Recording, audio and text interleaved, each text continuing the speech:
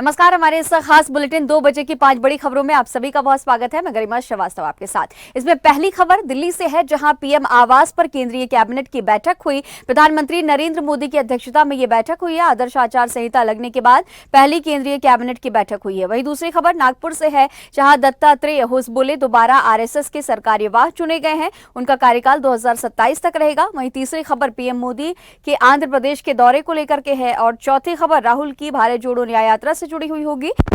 में राहुल की यात्रा का समापन होगा, जिसमें इंडिया गठबंधन से जुड़े कई नेता शामिल होंगे। पांचवी और आखिरी खबर दिल्ली से है, जहां सीएम अरविंद केजरीवाल को ईडी ने 2 समन दिए हैं। शराब नीति मामले में 21 मार्च को पूछताछ के लिए बुलाया, तो जल बोर्ड केस में 18 मार्च को बुलाया गया है। तो इस 5 विंडो के जरिए हम आपको देश प्रदेश की 5 बड़ी खबरें। चलिए पहली बड़ी खबर का रुख करेंगे, जहां दिल्ली में पीएम आवास पर केंद्रीय कैबिनेट की बैठक चल रही है। प्रधानमंत्री मोदी की अध्यक्षता में यह बैठक चल रही है। आदर्श आचार संहिता लगने के बाद पहली केंद्रीय कैबिनेट की बैठक हुई, जिसमें बीजेपी के तमाम दिग्गज शामिल हुए हैं। बैठक में कई मुद्दों को लेकर के चर्चा हुई है। इसी खबर पर तमाम जानकारी के साथ दिल्ली से हमारी सहयोगी तनु बालियान हमारे साथ जुड़ी हुई है। तनु, पीएम मोदी की अध्यक्षता में यह बड़ी बैठक आयोजित की गई। चुनाव की तारीख बैठक काफी अहम मानी जा रही है, क्या कुछ अपडेट? जी बिल्कुल गरिमा, मैं आपको बता दूं कि पीएम आवास पर केंद्रीय कैबिनेट की बैठक हुई है। प्रधानमंत्री मोदी की अध्यक्षता में ये बैठक हुई। वहीं आचार संहिता लगने के बाद ये पहली केंद्रीय कैबिनेट बैठक थी, जिसमें राजनाथ सिंह, अमित शाह, तमाम जो दिग्गज नेता थे वो मौजूद थे। और साथ ही उसमें ये भी चर्चा हुई है कि आगामी दिनों में जो पीएम मोदी हैं वो रैलियां करेंगे, तो जनता के बीच किस तरीके से जो पिछले 10 सालों में जो काम किया गया है उसको पहुंचाया जाए, इस पर भी चर्चा हुई। साथ ही आगे को लेकर रणनीति पूरी तैयार की गई है, पूरा रोड मैप बनाया गया है कि किस क्षेत्र में कितना काम किया गया, उसको जनता तक पहुंचाने की पूरी तैयारी की गई है। साथ ही जिस तरीके से जो मोदी की गारंटी है उसके बारे में लोगों को और जागरूक करने का यहाँ पे जो है वो पूरा रोड मैप बनाया गया है। तो तमाम जो मुद्दे हैं उसको लेकर ग्राउंड पर कैसे उतरना है, इन सारे मुद्दों पर आज की जो बैठक है उसमें चर्चा हुई है। और काफी महत्वपूर्ण ये बैठक रही है, जिसमें तमाम नेता थे। तो हर राज्य की अगर बात की जाए तो किस तरीके से जो मोदी की गारंटी है और तकनीक के क्षेत्र में, रोजगार के क्षेत्र में किस तरीके से रोजगार दिया जाए, महिलाओं को आज इलेक्शन जो होने वाले हैं उसमें जो महिलाओं की भागीदारी है वो बहुत महत्वपूर्ण है। तो उसको लेकर जो है जनता के बीच में अब जो प्रचार होगा वो दर्शाया जाएगा। तनु, जिस तरह से देख रहे हैं कि चुनाव की तारीखों के ऐलान के बाद विपक्षी दल के जो तमाम नेता हैं वो 7 फेज में चुनाव कराने को लेकर के तमाम आरोप लगा रहे हैं। टीएमसी कह रही है कि जिनकी जेब भारी है उन्हें ज्यादा फायदा मिलेगा। वहीं मल्लिकार्जुन खड़गे के भी स्टेटमेंट। ऐसे में चुनाव बेहद करीब, तमाम जो दल है उनके आरोप प्रत्यारोप का भी सिलसिला देख रहे हैं।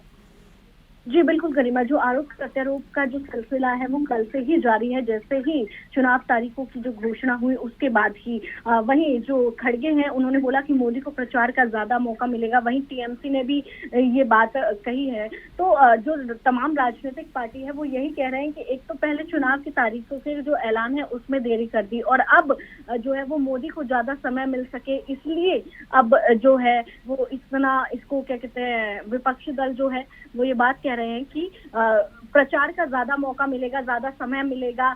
तो जिस तरीके से जो बीजेपी जो ये कहती आ रही है कि इस बार एनडीए 400 पार और बीजेपी 370 पार का जो नारा है उसको हासिल करने में कामयाबी मिलेगी। वहीं जो बीजेपी के जो नेता है वो ये कह रहे हैं कि हमारे पास पूरी स्ट्रेटजी है, हम तो उसी बेस पे चलेंगे, हमारा जो टारगेट है 400 पार का तो उसको हम अब बुनाने में लग जाएंगे। तो तमाम जो है इस पे भी विपक्ष जो है वो लगातार आरोप लगा रहा है। तनु, कल इलेक्शन कमीशन ने इस बात का भी जिक्र किया था कि जो भी राजनीतिक दल हैं वो एक प्रॉपर गाइडलाइन जारी करे अपने स्टार कैंपेनर्स के लिए, अपने पॉलिटिशियंस के लिए। कुछ शब्दों का इस्तेमाल, नफरती भाषणों में जो शब्द इस्तेमाल किए जाते हैं उन सभी चीजों को लेकर के। ऐसे में राजनीति जो दल है तमाम वो तैयारी कर रहे हैं और आज ये बड़ी बैठक भी बीजेपी की हुई है, तो उस गाइडलाइन को लेकर के भी क्या इस बैठक में चर्चा की गई है?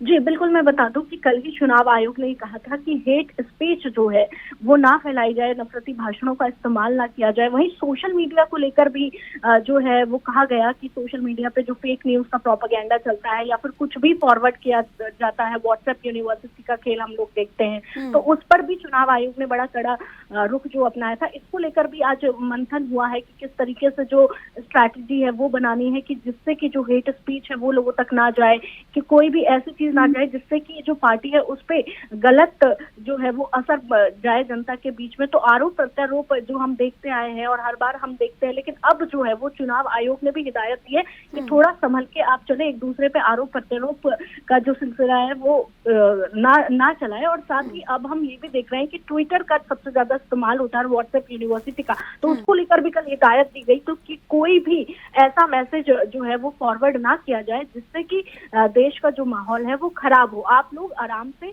अपनी रैलियां करिए और जो भी आपने अपना रोड मैप तैयार किया है आप उसको फॉलो करिए, लेकिन इस तरीके की कोई भी गतिविधि नहीं होनी चाहिए। ठीक है तनु, तमाम जानकारियों के साथ बने रहने के लिए आपका बहुत शुक्रिया। तो इस बैठक में तमाम विषयों को लेकर के, तमाम मुद्दों को लेकर के चर्चा हुई है। पीएम मोदी की अध्यक्षता में आज बड़ी बैठक दिल्ली में आयोजित की गई। रुक करेंगे अगली बड़ी खबर का, जहां राष्ट्रीय स्वयंसेवक संघ की अखिल भारतीय प्रतिनिधि सभा ने रविवार को सरकार्यवाह दत्तात्रेय होसबाले को फिर से चुना है। आरएसएस ने सोशल मीडिया प्लेटफॉर्म एक्स पर एक पोस्ट में कहा कि होसबाले 2021 में सरकार्यवाह के रूप में कार्यरत है। इसमें यह भी कहा गया है कि उन्हें 2024 से 2027 की अवधि के लिए इस पद पर फिर से चुना गया। आरएसएस की वार्षिक 3 दिवसीय अखिल भारतीय प्रतिनिधि सभा शुक्रवार को रेशमबाग के स्मृति भवन परिसर में शुरू हुई थी। ये बैठक 6 साल बाद आरएसएस के मुख्यालय नागपुर में हो रही है। बैठक में आरएसएस से जुड़े विभिन्न संगठनों के 1500 से अधिक प्रतिनिधि भाग ले रहे हैं। चलिए अगली बड़ी खबर का रुख करेंगे, जहां देश के प्रधानमंत्री नरेंद्र मोदी रविवार को केरल पलक्कड़ में रोड शो करेंगे। लोकसभा चुनाव की तारीखों की घोषणा के बाद प्रधानमंत्री मोदी का पहला दौरा है। पीएम बीजेपी उम्मीदवार के समर्थन में पथानामथिट्टा में जाएंगे। इस क्षेत्र में बीजेपी ने कांग्रेस नेता और पूर्व केंद्रीय मंत्री ए.के. एंटनी के बेटे अनिल एंटनी को चुनावी मैदान में उतारा है। पीएम मोदी उन्हीं के लिए चुनाव प्रचार करेंगे। पीएम मोदी का इस साल का राज्य का 5वां दौरा है। प्रधानमंत्री मोदी 15 मार्च से 19 मार्च तक दक्षिण भारत के दौरे पर रहने वाले हैं। इस दौरान वो केरल, तमिलनाडु और तेलंगाना में चुनावी रैलियां करेंगे। केरल में 15 मार्च की रैली में पीएम मोदी ने कहा था कि कांग्रेस और लेफ्ट की स्थिति ये है कि जिस राज्य में ये चुनाव हारते हैं वहां ये दोबारा वापसी नहीं कर पाते। कांग्रेस ने सत्ता के लालच में जिस तरह से खेल खेला, राज्यों को बर्बाद किया, जिस राज्य से ये पराजित होते हैं वहां के लोग इन्हें वापस लौटने नहीं देते। इसी खबर पर तमाम जानकारी के साथ दिल्ली से हमारे संवाददाता राहुल झा हमारे साथ बने हुए हैं। राहुल, अब जिस तरह से कल चुनाव की तारीखों का ऐलान हो गया और अब साउथ दौरा है, साउथ पर पूरा फोकस देखा जा रहा है। अक्सर हम देखते रहते हैं कि साउथ के जो स्टेट्स है वहां पर बीजेपी का जो प्रदर्शन है वो बहुत ज्यादा बेहतरीन नहीं रहा, चाहे 2019 के लोकसभा चुनाव की बात करें तो इस बार के चुनाव में बीजेपी कहीं से भी किसी भी तरह का नुकसान उठाने नहीं चाहती और अब कोशिश पूरी तरह से देखी जा रही है। दक्षिण दौरा है पीएम का, तमाम स्टेटमेंट भी वो दे रहे हैं इस दौरान। जी देखिए, दक्षिण में जिस तरीके से बीजेपी हमेशा से कमजोर पार्टी रही है एक तरह से देखा जाए, और वहाँ पे कांग्रेस का इस बार भी जो एग्जिट पोल, ओपिनियन पोल आया था, कांग्रेस का दबदबा वहाँ पे फिर से कायम है जिस तरीके से देखा जाए। तो दक्षिण भारत में चुनाव भी बहुत पहले हो रहे हैं, थोड़े पहले कुछ चरणों में ही चुनाव है दक्षिण भारत में अगर देखा जाए तो। इसी के सिलसिले में 17 तारीख को आज यानी कि प्रधानमंत्री मोदी का वहाँ पे दौरा है और 1:40 की जो फ्लाइट थी मोदी जी ने पकड़ी है वो फ्लाइट, और 4 बजे 4:30 के आसपास वहाँ पे पहुंचेंगे आंध्र प्रदेश के पलनाडु जिले के अंदर पहुंचेंगे और शाम के 5 बजे उनकी रैली होने वाली है वहाँ पे। और एक इंटरेस्टिंग बात ये रहेगी कि दूसरी तरफ जो है मुंबई में भी कांग्रेस के भारत जोड़ो न्याय यात्रा का आज समापन होने वाला है। तो जो आज की रैली होने वाली है पलनाडु में, उसके अंदर भाजपा के राष्ट्रीय महासचिव विनोद तावड़े भी वहाँ पे मौजूद रहेंगे। ये काफी प्रभावी रैली रहेगी क्योंकि जिस तरीके से अभी प्रथम चरणों में जो चुनाव होंगे साउथ में, तो उसमें देखा जाएगा कि किस तरीके से भाजपा जो है सशक्त पार्टी बने साउथ की, दक्षिण की। ठीक है राहुल, तमाम जानकारियों के साथ बने रहने के लिए आपका बहुत शुक्रिया। केरल में देश के प्रधानमंत्री नरेंद्र मोदी का रोड शो है। कल चुनाव की तारीखों का ऐलान हो गया। इलेक्शन कमीशन की तरफ से तमाम जो राजनीतिक दल हैं उनके लिए तमाम गाइडलाइंस की जिस तरह से, नियम की जिस तरह से बातें कही गई है, अब उन सब का, उन प्रोटोकॉल्स का सभी पार्टियों को फॉलो करना होगा। चलिए अगली बड़ी खबर का रुख करेंगे, जहां कांग्रेस की भारत जोड़ो न्याय यात्रा का 63 दिन बाद महाराष्ट्र के मुंबई में समापन हो रहा है। कांग्रेस सांसद राहुल गांधी ने मुंबई में मणि भवन से अगस्त क्रांति मैदान तक न्याय संकल्प यात्रा निकाली है। न्याय यात्रा के समापन को लेकर शिवाजी पार्क में एक विशाल रैली का आयोजन किया गया। इस पदयात्रा में उनके साथ उनकी बहन प्रियंका गांधी वाड्रा और एक्ट्रेस स्वरा भास्कर भी मौजूद हैं। समापन समारोह में राहुल के अलावा तमिलनाडु के मुख्यमंत्री एम.के. स्टालिन, राजद नेता तेजस्वी यादव और समाजवादी पार्टी प्रमुख अखिलेश यादव भी शामिल होंगे। शिवसेना, यूबीटी, एनसीपी, शरद गुट, आम आदमी पार्टी सहित इंडिया ब्लॉक की अन्य पार्टियों के नेता भी पहुंचेंगे। इस रैली को विपक्ष का शक्ति प्रदर्शन माना जा रहा है।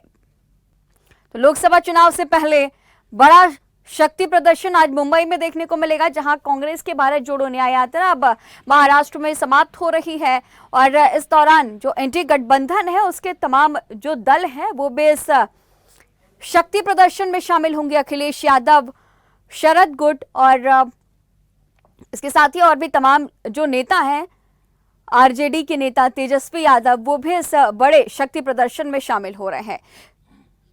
इसी खबर पर तमाम जानकारी के साथ महाराष्ट्र से हमारे सहयोगी राहुल पुजारी हमारे साथ जुड़े हुए हैं।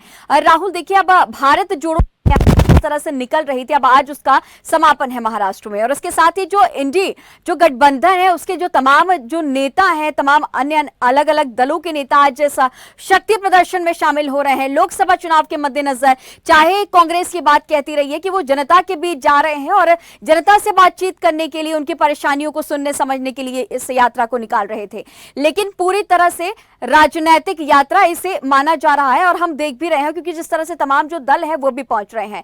आज ये बड़ा शक्ति प्रदर्शन कितना असर देखने को मिलेगा और महाराष्ट्र में अभी भी गठबंधन की जो तस्वीर है वो भी साफ नहीं हो पाई है।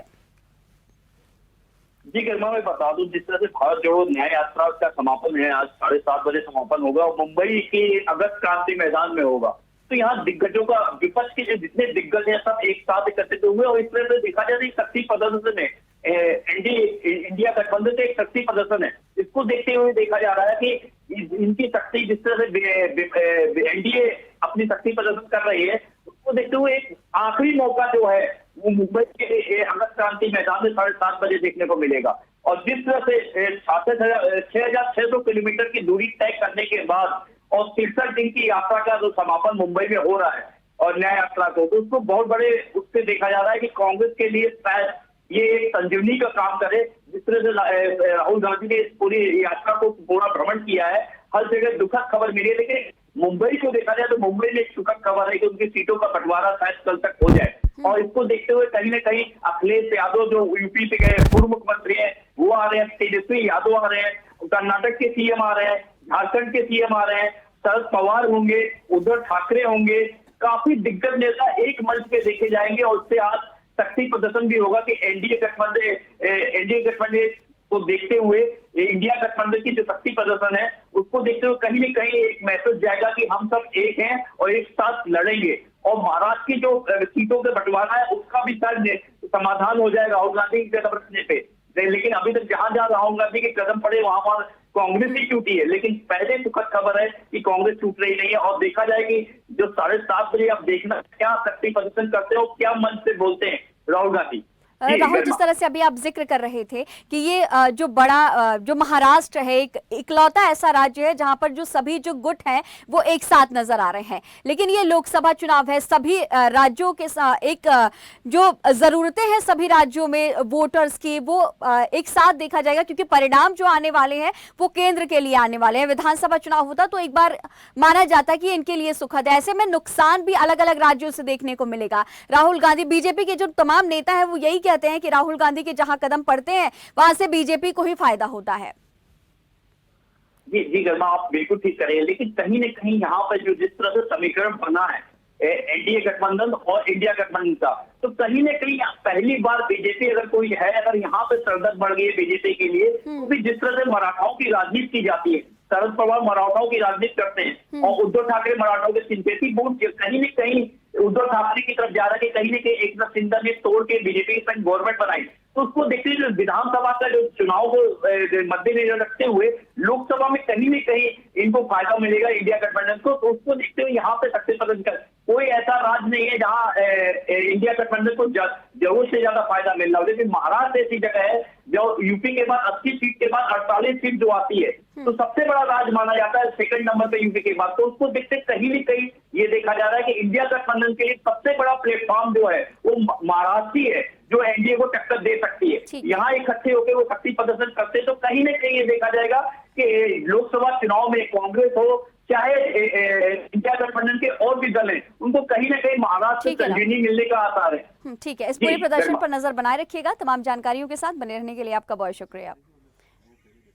तो दिल्ली के मुख्यमंत्री अरविंद केजरीवाल को प्रवर्तन निदेशालय ने 2 नए समन जारी किए हैं, जिसमें एक दिल्ली शराब नीति मामले में और दूसरा दिल्ली जल बोर्ड स्थित घूस केस से संबंधित है। केजरीवाल की कैबिनेट सहयोगी आतिशी ने कहा कि कोई नहीं जानता कि ये डीजेबी यानी कि दिल्ली जल बोर्ड मामला किस बारे में है। ये किसी भी तरह केजरीवाल को गिरफ्तार करने और उन्हें लोकसभा चुनाव के लिए प्रचार करने से रोकने की एक बैकअप प्लानिंग है। आपको बता दें कि केजरीवाल को शराब नीति मामले में बीते दिन ही जमानत मिली थी। इसी खबर पर तमाम जानकारी के साथ दिल्ली से हमारी सहयोगी तनु बालियान हमारे साथ जुड़ी हुई हैं। तनु, देखिए अब एक बार फिर से 2 समन जारी हुए हैं जल बोर्ड मामले में और शराब नीति घोटाले मामले में। ऐसे में लगातार जो आम आदमी पार्टी है उसके जो तमाम नेता हैं, चाहे अरविंद केजरीवाल हो या फिर और भी जो तमाम नेता हैं, वो यही बात कह रहे हैं कि प्रचार प्रसार से रोकने के लिए इस तरह की बड़ी कार्रवाई की जा रही है। अब नया समन क्या लग रहा है कि ईडी के सामने पेश होंगे अब केजरीवाल, क्योंकि इससे पहले वो ईडी के सामने नहीं पहुंचे। जी गरिमा, मैं आपको बता दूं कि जिस तरीके से कल एक राहत की सांस अरविंद केजरीवाल ने ली थी, आज फिर से उनकी मुश्किलें यहाँ पर बढ़ती हुई दिखाई दे रही है, क्योंकि आज दिल्ली के मुख्यमंत्री अरविंद केजरीवाल को 2 समन जारी किए गए हैं एक शराब नीति मामले में, और उन्हें 9वीं बारी समन भेजकर 21 मार्च को पूछताछ के लिए बुलाया है। वहीं अब 8 तक जो 8 समन है वो उनको भेजे जा चुके हैं, हालांकि वो पूछताछ के लिए पेश नहीं हुए। वहीं अब एक नया समन उनको भेजा गया। दिल्ली जल बोर्ड में जो मनी लॉन्ड्रिंग हुई है उस मामले में उन्हें 18 मार्च को पूछताछ के लिए बुलाया है। सीबीआई ने जुलाई 2022 में जो बोर्ड की टेंडर प्रोसेस में जो भ्रष्टाचार था और जो रिश्वत खोरी का जो मामला था उसमें एफआईआर दर्ज करी थी। तो सीबीआई के एफआईआर को आधार बनाकर ईडी ने दिल्ली जल बोर्ड की जो टेंडर प्रक्रिया है उसमें अनियमितताओं के 2 अलग-अलग मामलों की जो जांच है वो शुरू कर दी है।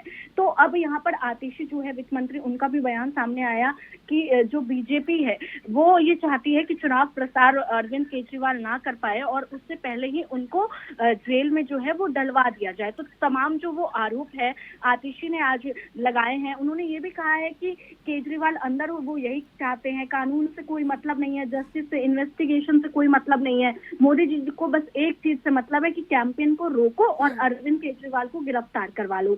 यही कारण है कि उनको अब एक और समन भेज दिया है। तो लगातार ये जो आरोप है आम आदमी पार्टी की तरफ से लगाए जा रहे हैं, लेकिन अब देखना ये होगा कि क्या अब अरविंद केजरीवाल पेश होंगे या फिर इस बार फिर से जो समन है उसको इग्नोर किया जाएगा। ठीक है, तमाम जानकारियों के साथ बने रहने के लिए आपका बहुत शुक्रिया। तो जल बोर्ड मामले में ईडी ने समन जारी किया, इसके साथ ही शराब नीति घोटाले मामले में भी अरविंद केजरीवाल को समन जारी किया गया है। हमारे इस खास बुलेटिन में फिलहाल इतना ही। खबरों का सिलसिला लगातार जारी रहेगा, बने रहिए स्वदेश न्यूज के साथ। सबसे पहले देश।